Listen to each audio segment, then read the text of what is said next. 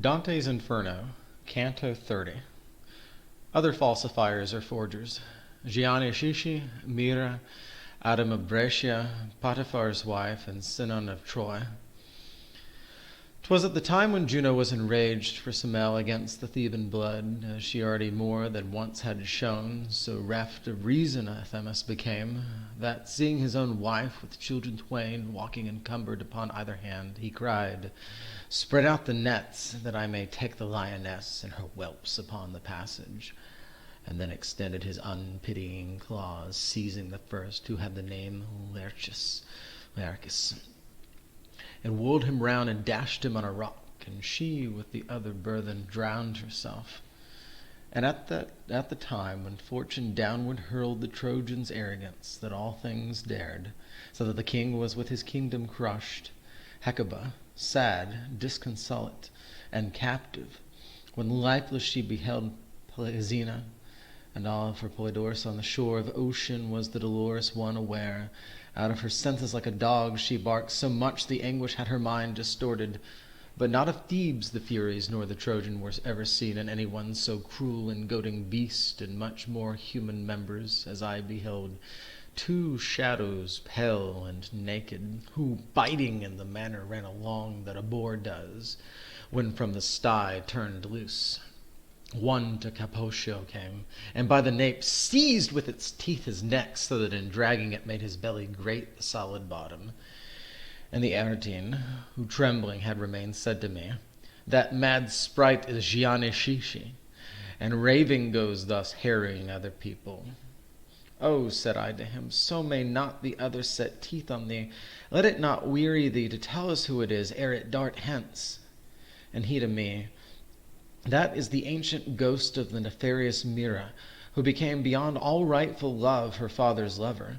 She came to sin with him after this manner by counterfeiting of another's form, as he who goeth yonder undertook, that he might gain the lady of the herd, to counterfeit in himself Boso Donati, making a wheel and giving it due form. And after the two maniacs had passed on whom I held mine eye, I turned it back to look upon the other evil born. I saw one made in fashion of a lute. If he had only had the growing cut off just at the point at which a man is forked, the heavy dropsy that so disproportions the limbs with humours which it ill concocts, that the face corresponds not to the belly, compelled him so to hold his lips apart as does the hectic, who because of thirst one towards the chin, the other upward turns.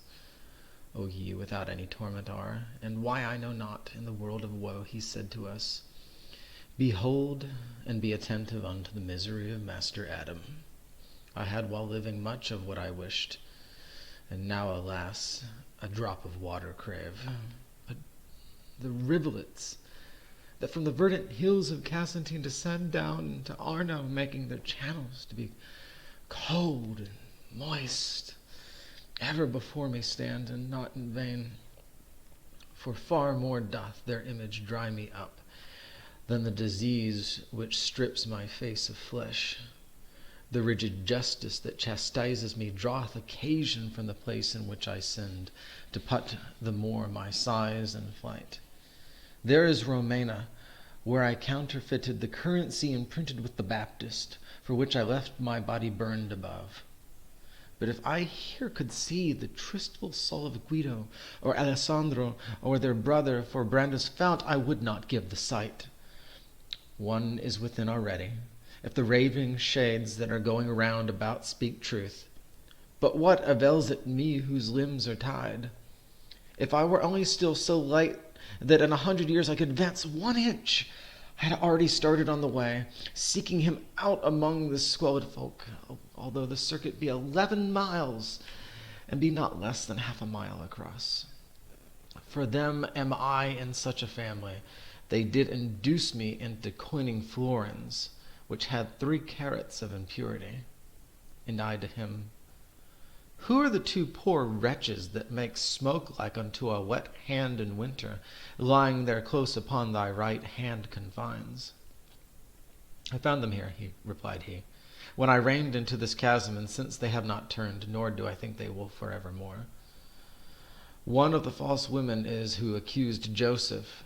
The other, the false Sinon Greek of Troy. From acute fever they send forth such reek. And one of them, who felt himself annoyed at being peradventure named so darkly, smote with the fist upon his hardened paunch.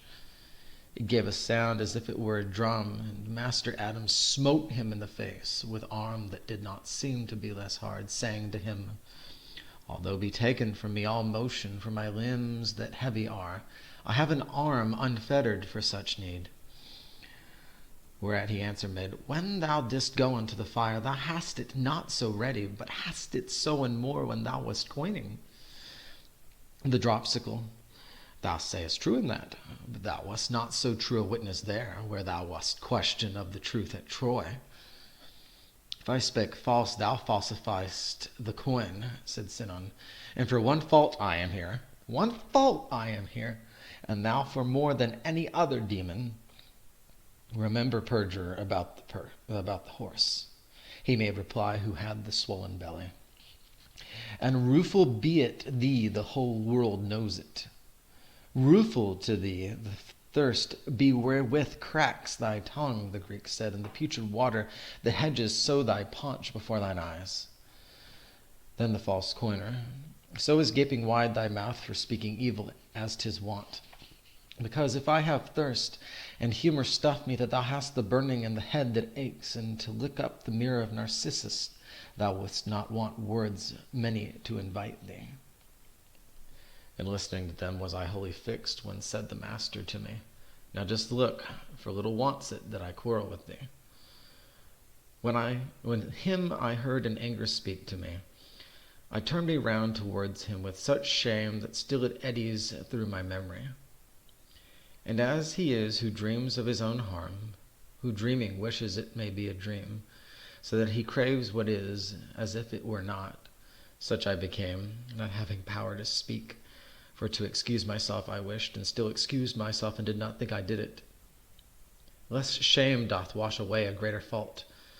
The master said, Then this of thine has been. Therefore thyself disburden of all sadness, and make account that I am beside thee, if ever it came to pass that fortune bring thee where there are people in a like dispute. For a base wish it is to hear it. So we're wrapping up the last of the Bolgia. We're about to get into the very depths of hell, the giants, and of course the great evil one himself. And we're finishing up falsifiers. So in the last Bolgia we had primarily alchemists, falsifiers of things, of stuff, of matter. Ironic, because matter is what we're trying to gain in sinful lives. So we're falsifying, twisting the very things that we're wanting to get. It's sick. It becomes pornographic. It becomes a relentless, eternal hunger for things that we even have to change the thing we want because it doesn't satisfy us enough. And now we get to the last of the falsifiers. That was falsifiers of stuff, and now we have falsifiers of persons, known as impersonators, falsifiers of words, known as perjurers, and falsifiers of coins.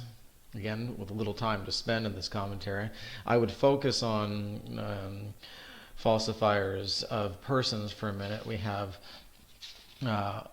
the Mira, who falsifies herself to be able to sleep with her father. She appears to be someone else, another woman, to sleep with her father. We have falsifiers of words, people who falsely accuse others.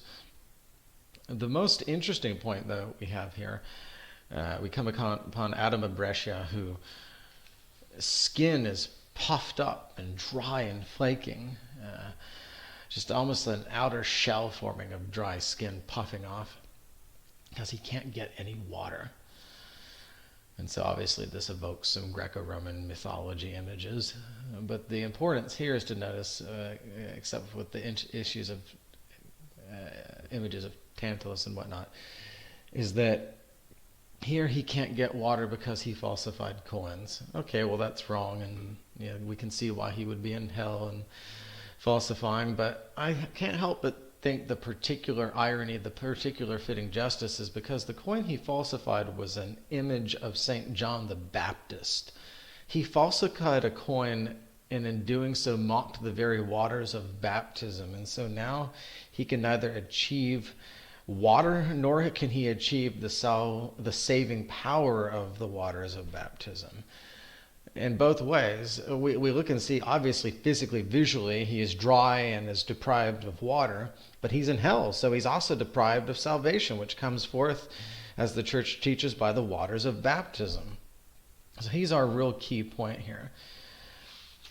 That would be my main note of this chapter. So falsifiers here in some way are denied, or they have their justice befitting. And in this case, when you mock the saint in the sacrament, you're in no other mean way simply denied the saint in the sacrament. You're denied the water.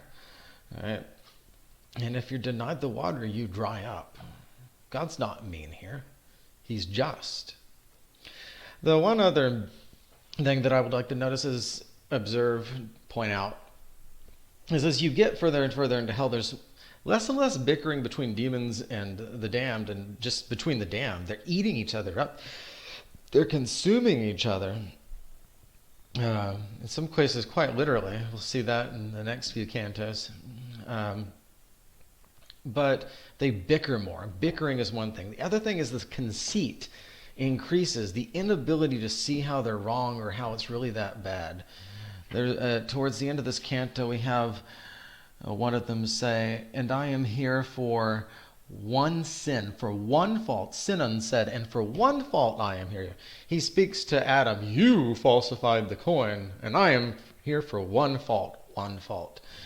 The conceit as to think that one sin cannot send us to hell in the end, one mortal sin.